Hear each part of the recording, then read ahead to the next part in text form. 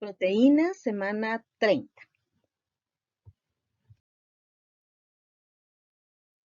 Proteína se deriva de la palabra griega proteios, que significa primero.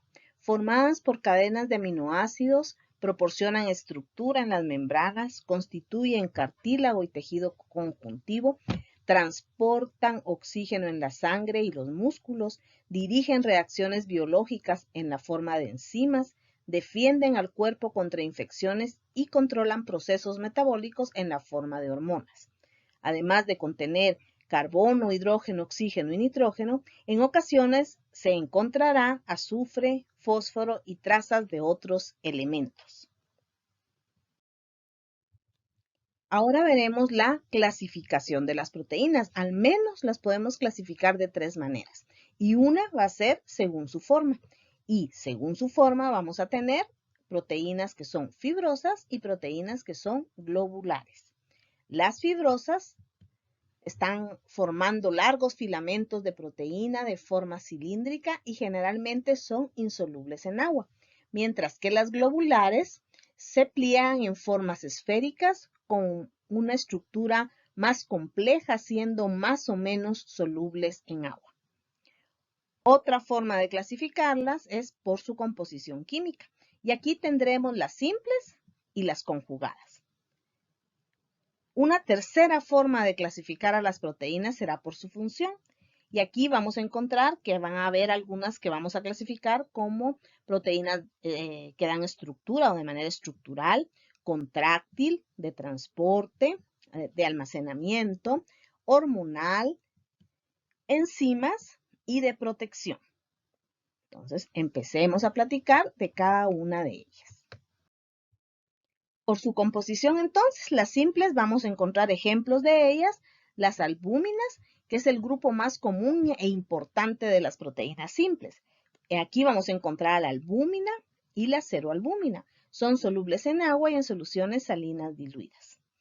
Encontramos al grupo de las globulinas, son anticuerpos en el suero sanguíneo y como fibrinógeno sanguíneo. Las histonas son proteínas básicas que contienen aminoácidos básicos como la lisina o arginina. Se hallan asociadas con los ácidos nucleicos en las nucleoproteínas de la célula. Las escleroproteínas será otro grupo que tienen funciones estructurales y de protección. La queratina que encontramos en pelo, piel y uñas. El colágeno que lo vamos a encontrar en huesos, tendones y cartílagos.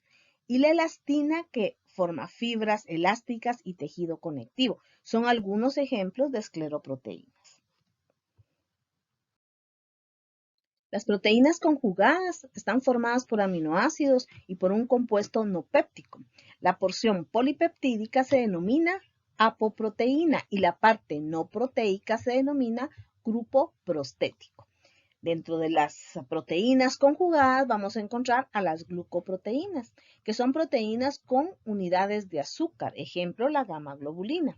Las lipoproteínas son proteínas que llevan moléculas de lípidos, incluyendo el colesterol, ejemplo la lipoproteína de alta densidad. Las metaloproteínas son proteínas con un complejo metálico, como la hemoglobina, mioglobina, citocromos y enzimas.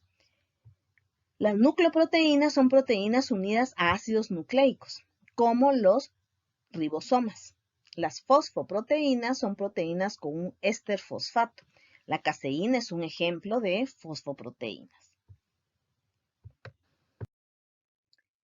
Según la clasificación por la función biológica, vamos a encontrar un grupo de proteínas que van a estar en el grupo de las enzimas.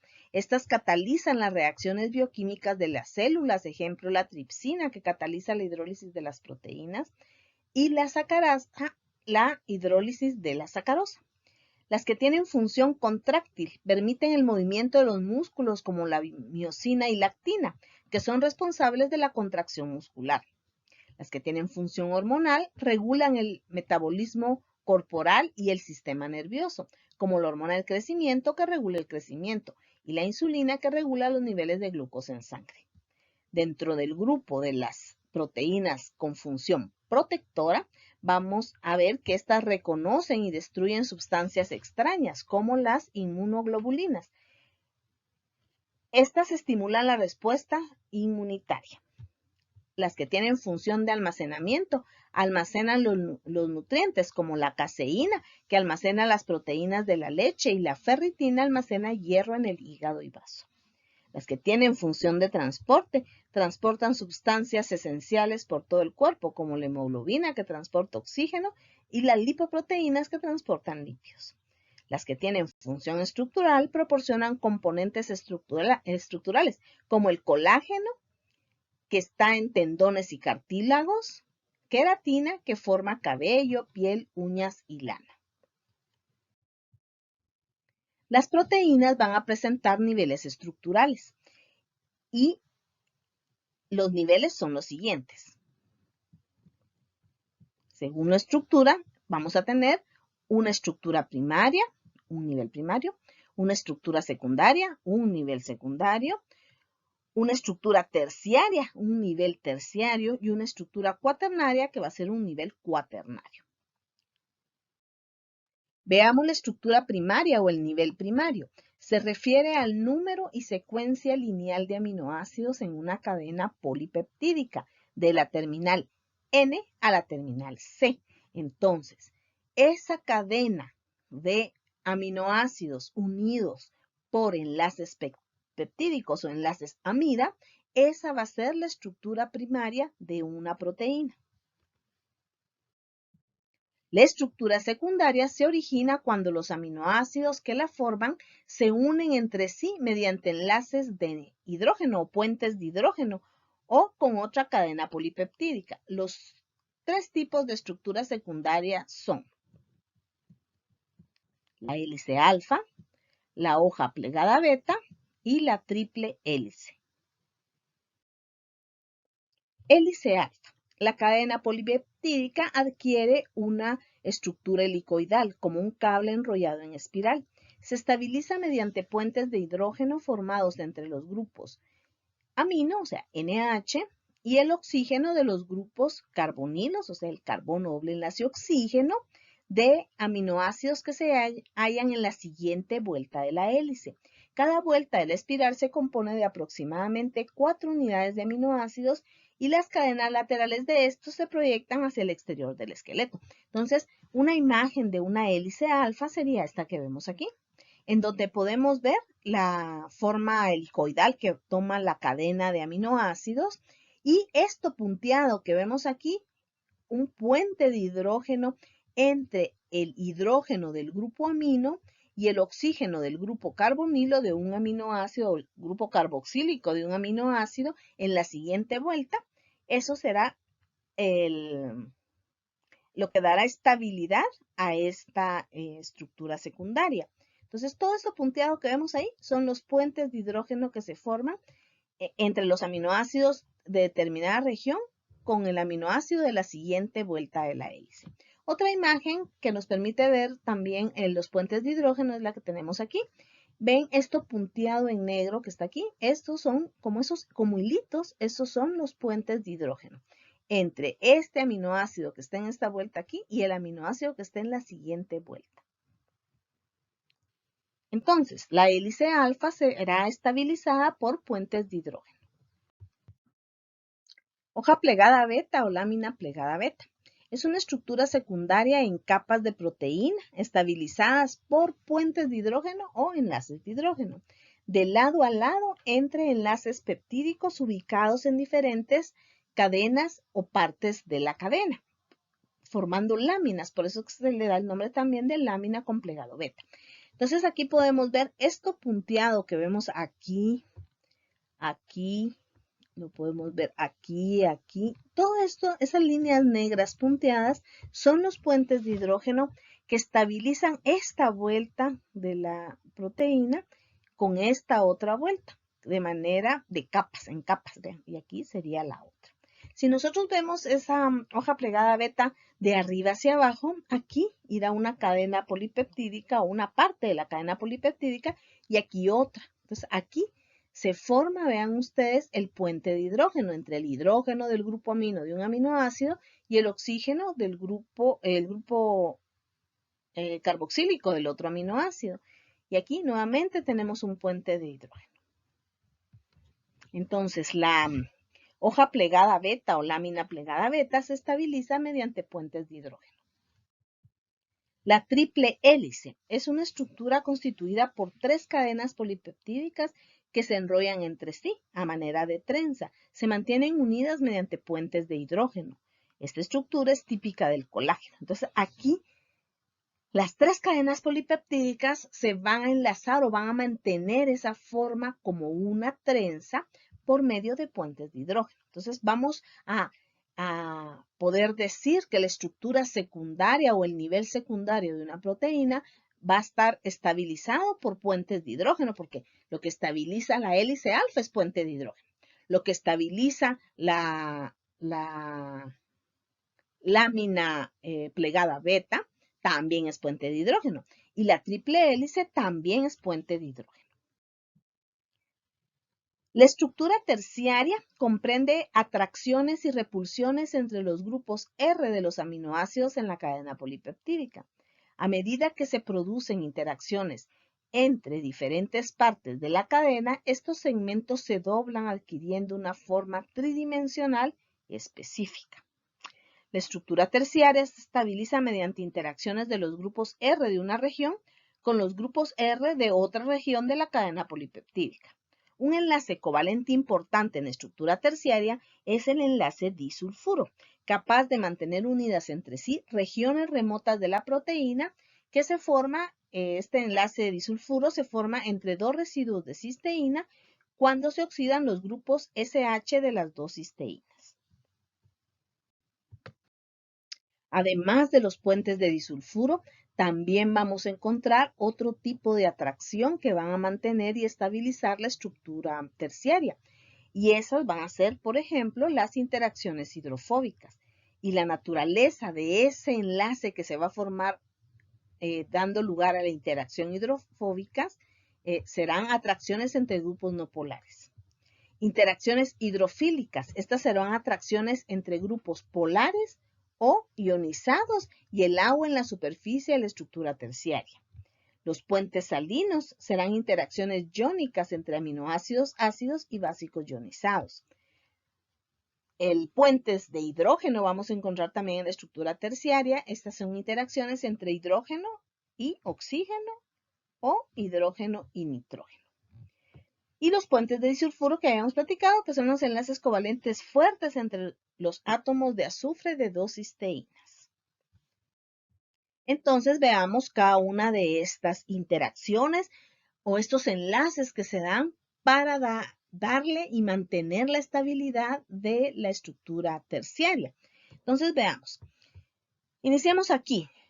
Aquí tenemos un grupo OH, que es la cadena lateral de un aminoácido. Aquí tenemos otro OH. Entonces, estos van a formar una interacción hidrofílica con el agua, porque como el agua es polar y este OH le proporciona polaridad a estas cadenas laterales, ahí se va a dar una interacción hidrofílica con el agua. Veamos aquí, tenemos un enlace por puente de hidrógeno entre el oxígeno del grupo carboxílico y el hidrógeno del grupo amino de otro aminoácido que está en esta región. El puente salino es cuando el grupo amino está ionizado y un grupo carboxílico está ionizado. Aquí se va a formar un enlace iónico y aquí tenemos entonces un puente salino. Un puente de hidrógeno lo encontraremos, por ejemplo, en este grupo OH y este hidrógeno del grupo OH y este oxígeno de este otro grupo OH. El puente de disulfuro o enlace de disulfuro lo vemos aquí. Aquí hay una cisteína y aquí hay otra cisteína. Entonces, las 2 azufres se van a enlazar formando un puente de disulfuro, igual que aquí. Aquí tenemos la hoja plegada beta que se va a estabilizar por puentes de hidrógeno. Aquí tenemos una hélice alfa que también se va a estabilizar por puentes de hidrógeno. Ahora aquí veamos que tenemos 2 anillos de benceno que están en la cadena lateral de este aminoácido y aquí hay otro anillo de benceno en esta otra cadena lateral. Aquí se va a dar una interacción del tipo hidrofóbico. Igual que aquí, 2 grupos metil. La estructura cuaternaria se da cuando varias cadenas polipeptídicas llamadas subunidades se enlazan para formar un complejo más grande. En la estructura cuaternaria, las subunidades se mantienen unidas mediante las mismas interacciones que estabilizan sus estructuras terciarias. Por ejemplo, puentes de hidrógeno, interacciones hidrofílicas, puentes disulfuro, interacciones hidrofóbicas, ¿qué otra? Puentes salinos, también vamos a encontrar en la estructura cuaternaria. Entonces, los niveles estructurales de las proteínas, de algunas proteínas, van a ser un nivel primario, secundario, terciario y cuaternario. Entonces, el primario se refiere a la cadena de aminoácidos unidos por enlace peptídico. El nivel secundario o la estructura secundaria de la proteína puede ser, en este caso, por ejemplo, en esta imagen, es una hélice alfa. ¿Sí? ¿Y qué estabiliza la hélice alfa? Puentes de hidrógeno. La estructura terciaria es cuando esa cadena polipeptídica se enreda formando otro tipo de interacciones como puentes de disulfuro, puentes de hidrógeno, interacciones hidrofílicas, interacciones hidrofóbicas. Y la estructura cuaternaria será cuando, o el nivel cuaternario será cuando varias cadenas polipeptídicas se entrelazan y se van a mantener estabilizadas por las mismas interacciones de la estructura terciaria, que son puente de hidrógeno, puente salino, interacciones hidrofóbicas, interacciones hidrofílicas, puentes de disulfuro.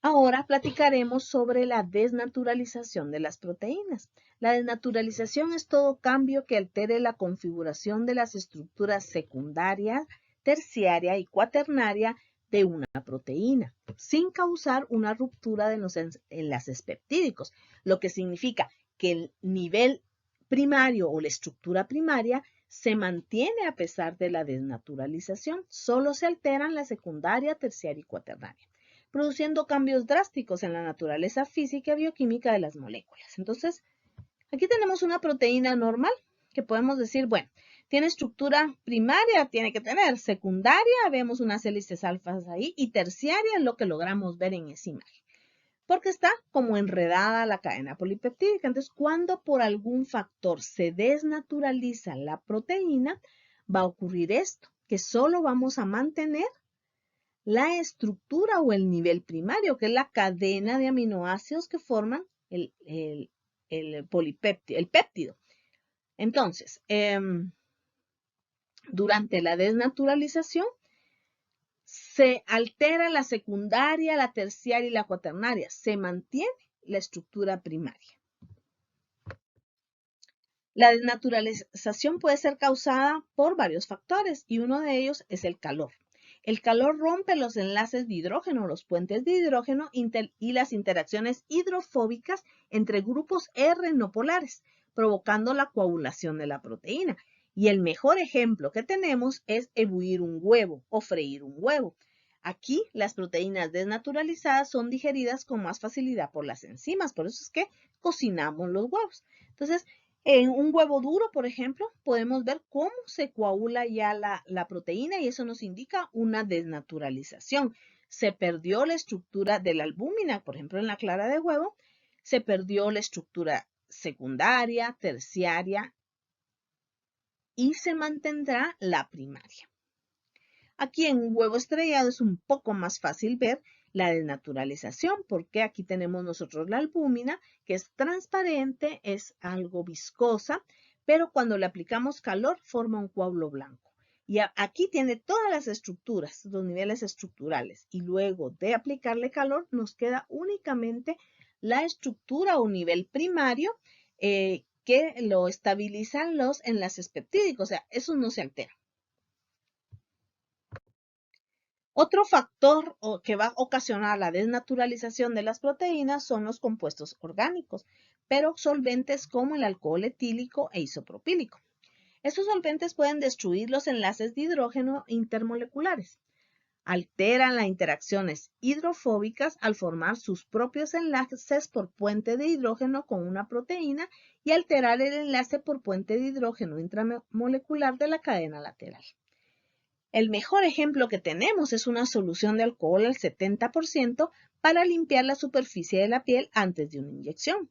El alcohol desnaturaliza las proteínas de toda la bacteria presente en el área de la inyección. Por esa razón, con el coronavirus usamos alcohol para desinfección. ¿Por qué?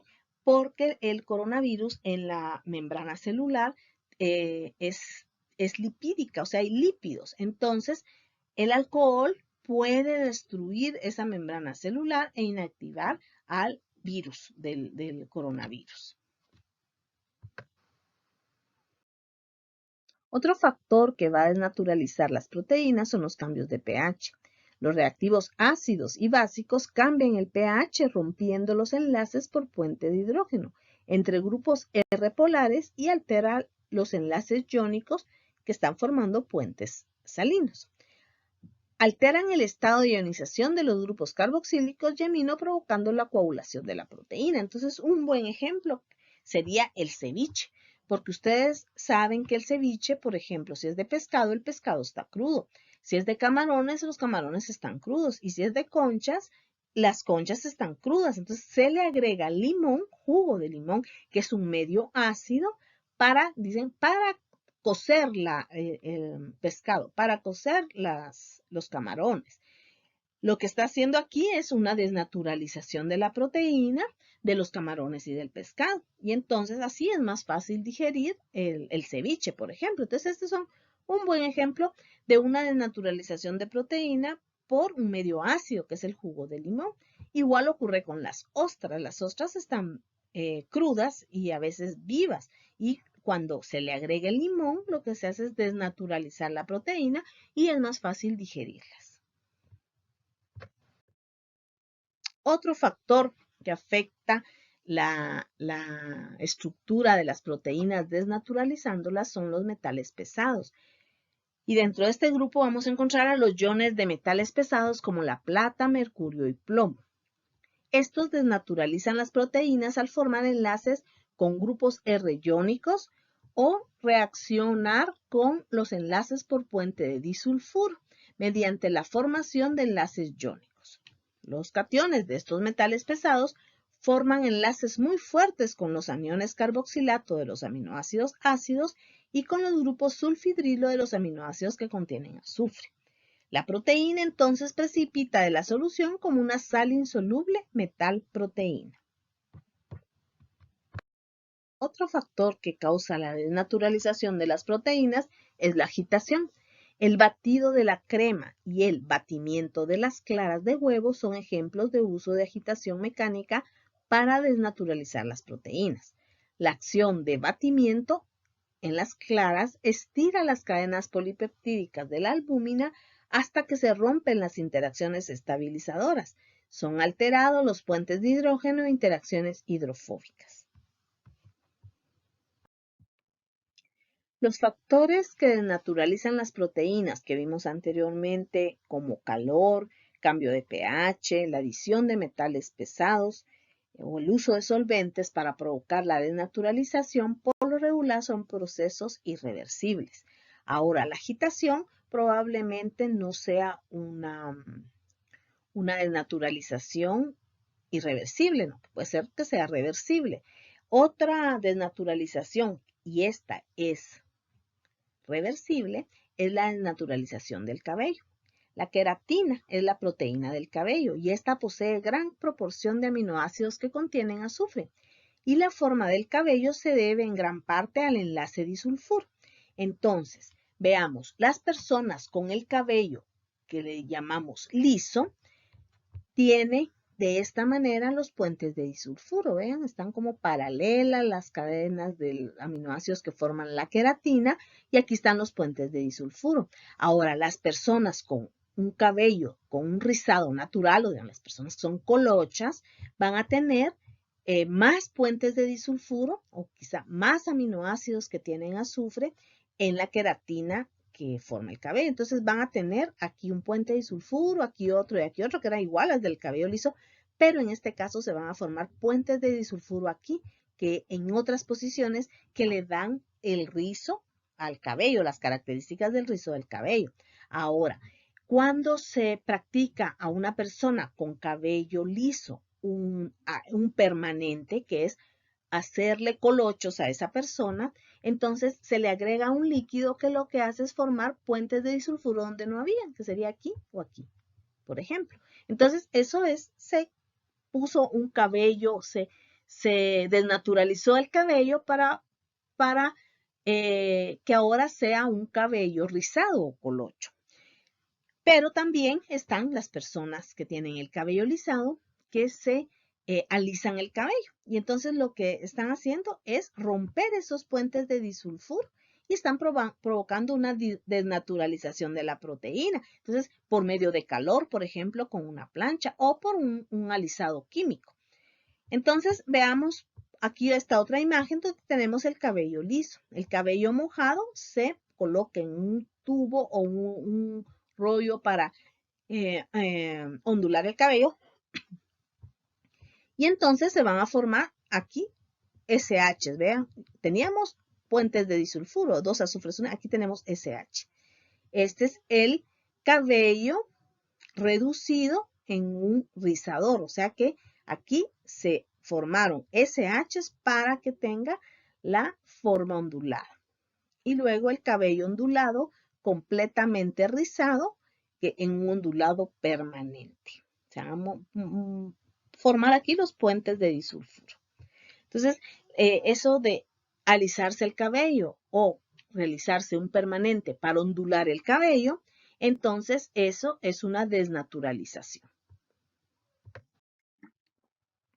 De las proteínas importantes en nuestro cuerpo, el colágeno es una de las más importantes porque es la proteína más abundante en el cuerpo humano. Está formado por 3 polipéptidos y cada uno contiene los aminoácidos glicina en un 33%, alanina un 12% y prolina un 22%, y cantidades menores de hidroxiprolina e hidroxilisina. Estos últimos 2 aminoácidos contienen grupos OH que forman enlaces de hidrógeno entre las cadenas laterales y fortalecen la estructura de triple hélice del colágeno. Los 3 polipéptidos se entretejen como una trenza. Cuando muchas hélices triples se enredan, se forman las fibrillas, que constituyen los tejidos conectivos y tendones.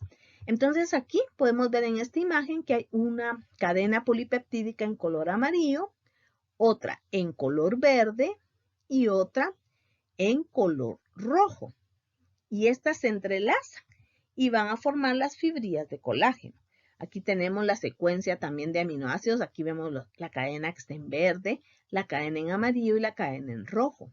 Entonces, estas 3 cadenas se entrelazan y forman moléculas de colágeno. Y varias moléculas de colágeno van a formar las fibras de colágeno. En sus variantes, el colágeno contribuye a la piel, huesos, dientes, ligamentos, cartílago y tendones, también en la córnea del ojo. En una persona joven, el colágeno es elástico. Conforme la persona envejece, entre las fibrillas se forman entrecruzamientos adicionales, lo que hace al colágeno menos elástico. Los tendones se hacen quebradizos y en la piel se ven arrugas a medida que la piel pierde elasticidad. Entonces, una persona joven no vemos arrugas porque no hay entrecruzamientos entre las fibrillas, mientras que una persona que tiene más edad, sí ya vamos a ver el aparecimiento de las arrugas, ¿no? Porque se formaron entrecruzamientos y eso crea una arruga. La gelatina que todos conocemos se obtiene del colágeno de huesos, ligamentos, cartílago y tendones de animales en un proceso de 6 etapas que culmina en la obtención de un producto deshidratado de color amarillo pálido, que es la gelatina. Entonces, el proceso es el siguiente. Entonces, se lleva a los lugares donde se fabrica la gelatina, se lleva la piel, huesos, tendones de los animales, por regular de vacas, y entonces aquí se hace una extracción utilizando ácidos o álcalis, se hace una extracción del colágeno, este se purifica, luego se hace un control de calidad, se deshidrata y se empaca ya como en forma de gelatina. Otra proteína importante es la insulina. La insulina, de latín ínsula, que significa isla, es una hormona polipeptídica producida y secretada por las células beta de los islotes de Langerhans, del páncreas, que regula los niveles de glucosa en sangre. Está formada de 51 aminoácidos divididos en 2 cadenas. Quiere decir que la insulina tiene 2 cadenas polipeptídicas. A una cadena le vamos a denominar cadena A, tiene 21 aminoácidos. Y la cadena B tiene 30 aminoácidos. Entonces la secuencia de aminoácidos en la cadena A es esta que vemos aquí. Y en la B es esta que vemos aquí. Las 2 cadenas polipeptídicas en la insulina están unidas por algunos puentes de disulfuro. Un puente de disulfuro entre los aminoácidos número 20 de la cadena A, que es una cisteína, con el 19 de la cadena B, también en una cisteína. Otro puente de disulfuro entre los aminoácidos cisteína y cisteína, que están en la posición 7 de ambas cadenas. Un puente de disulfuro independiente une los aminoácidos 6 con el 11 de la cadena A. Entonces, aquí tengo la estructura y las 2 cadenas polipeptídicas en la insulina. La que está en azul es la cadena A y la que está en morado es la cadena B. Entonces dice que hay un puente de disulfuro independiente en la cadena A que une el aminoácido 6 con el 11. Entonces veamos, aquí está 1, 2, 3, 4, 5, 6, 7, 8, 9, 10 y 11. Aquí tengo el puente de disulfuro entre la cadena A, entre los aminoácidos de la cadena A. Ahora, con la otra cadena, con la B, se van a unir en las posiciones 20 de la que está en azul, que es la A, y 19 de la morada. Entonces veamos, si esta tiene 21 aminoácidos, este es el aminoácido 20 y este tiene que ser el 19 de la B. Y otro puente de disulfuro entre 7 y 7. 7 de la B y 7 de la A. 1, 2, 3, 4, 5, 6 y 7. Un puente de disulfuro y es el 7 de esta también. 1, 2, 3, 4, 5, 6 y 7. El 7 de esta. Este puente de disulfuro, 7 y 7, 20 y 19 unen a las 2 cadenas. Y el tercer puente de disulfuro es en la cadena A en 6 y 11. La mioglobina. La mioglobina es una proteína constituida por una sola cadena polipeptídica de 153 aminoácidos. Es muy parecida a la hemoglobina, que contiene un grupo hemo con un átomo de hierro. Su función es la de almacenar oxígeno en el músculo. En la estructura terciaria, el oxígeno se enlaza al grupo hemo. Una molécula de mioglobina almacena solo una molécula de oxígeno porque solo tiene un grupo hemo. También se denomina hemoglobina o hemoglobina muscular. Es el principal pigmento de la carne y el color de esta depende fundamentalmente del estado de la mioglobina. Entonces, cuando nosotros vemos una carne color rojo, la mioglobina no está oxidada, pero cuando ya vemos un tono café a la carne, ya no es un rojo intenso, eso es cuando ya el hierro ya está oxidado de la mioglobina. La hemoglobina es una proteína globular que se encuentra exclusivamente en las células rojas de la sangre, o sea, en los eritrocitos, en donde su principal función es la de transportar el oxígeno desde los pulmones hasta los capilares en los tejidos, así como transportar CO2 desde los tejidos hasta los pulmones. Consta de 4 cadenas polipeptídicas. 2 cadenas se les denomina alfa, con 141 aminoácidos y 2 cadenas beta con 146 aminoácidos. Cada subunidad contiene un grupo hemo incrustado que contiene un átomo de hierro que puede unirse a una molécula de oxígeno. En la estructura cuaternaria completa de la hemoglobina puede unirse y transportar hasta 4 moléculas de oxígeno por cada molécula de hemoglobina. Entonces aquí vemos dos cadenas que son alfa y dos que son beta y cada uno con su grupo hemo.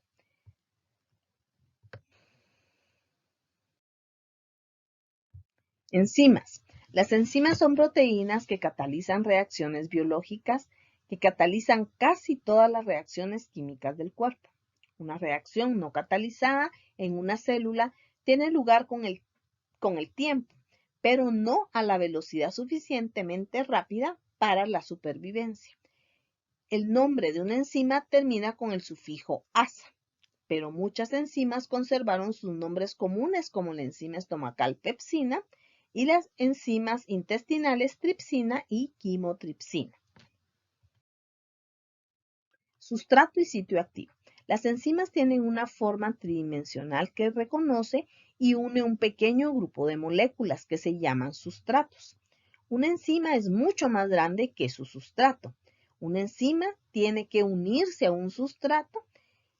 En la estructura terciaria de la enzima hay un lugar llamado sitio activo, en donde se mantiene el sustrato mientras se realiza la reacción. Entonces, el sitio activo es el lugar en donde los sustratos se unen con la enzima y se produce la reacción. Y el sustrato es la molécula o iones sobre los que trabaja una enzima. Entonces, tendremos una enzima, su sustrato y un sitio activo. Ahora veamos cómo actúa en la reacción una enzima en su sitio activo y en su sustrato. Entonces tenemos a la enzima, el sustrato, se une y vean, se hidroliza el sustrato y se lleva a cabo entonces la reacción química.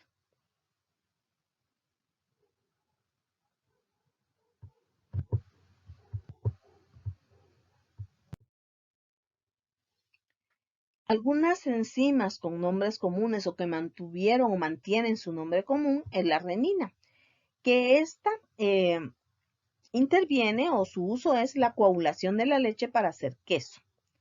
La bromelina, que la encontramos en la piña, que su uso es para ablandamiento de carnes. La pepsina, su uso o su función es iniciar la digestión de proteínas en el estómago. La streptokinasa disuelve coágulos sanguíneos. La papaína se utiliza como ablandador de carnes y evita la sedimentación de la cerveza. Enzimas séricas usadas en el diagnóstico de daño a tejido. La alanina transaminasa, ALT, están elevadas cuando se padece hepatitis. La creatinina quinasa va a estar elevada cuando hay un infarto al corazón. La lactato deshidrogenasa y la aspartato transaminasa están elevadas en el infarto cardíaco, en la enfermedad hepática como cirrosis y hepatitis.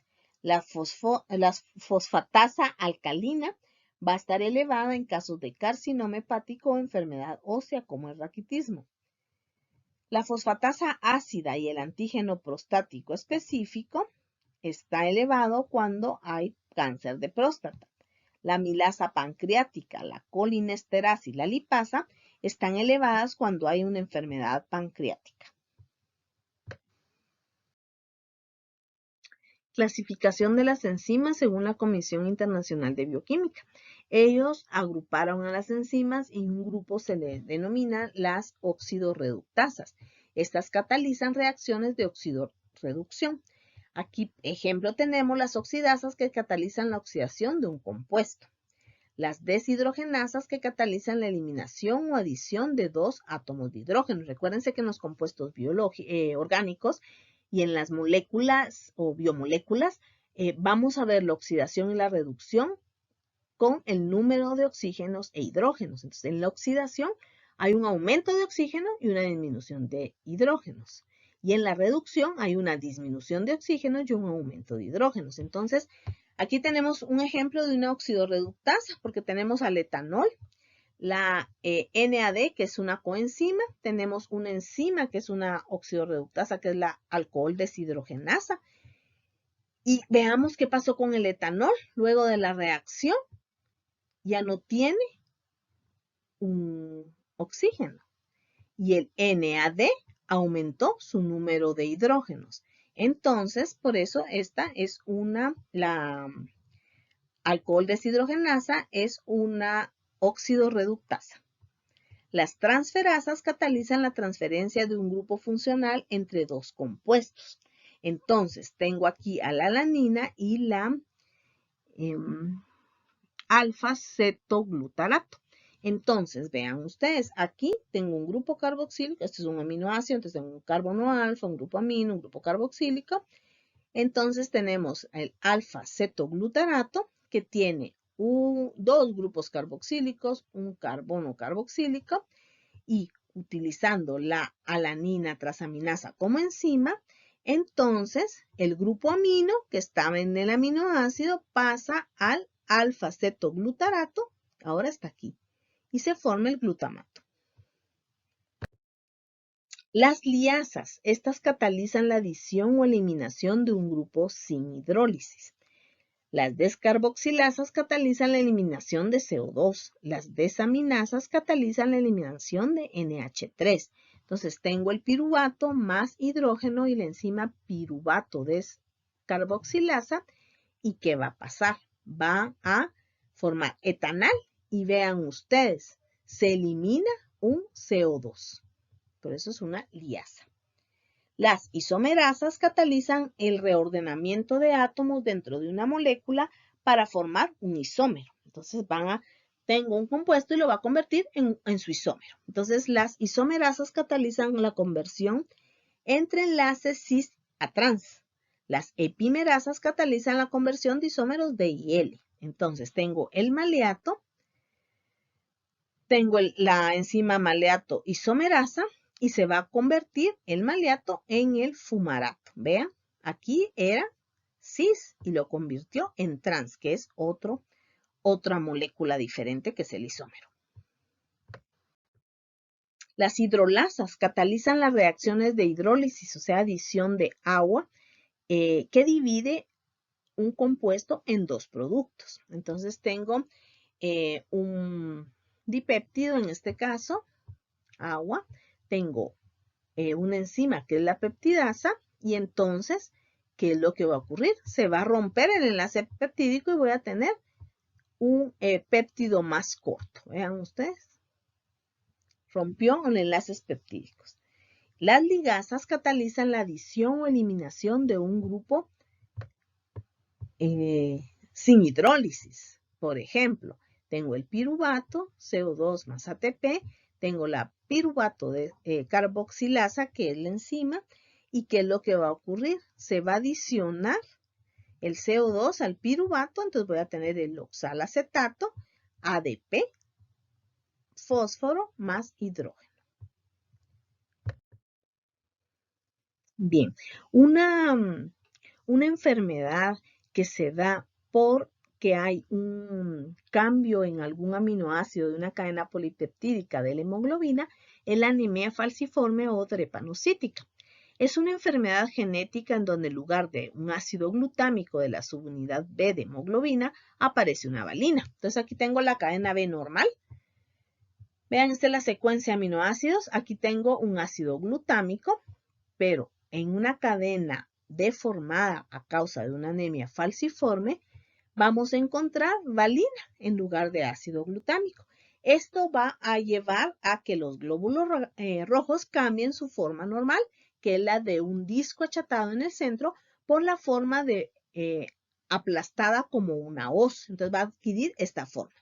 Esto es lo normal de un eritrocito, pero cuando se padece la anemia falciforme, en un frote de sangre veremos este eritrocito en forma de hoz. Entonces, este eritrocito ya no es funcional. Hemos llegado al final del contenido de la semana número 30.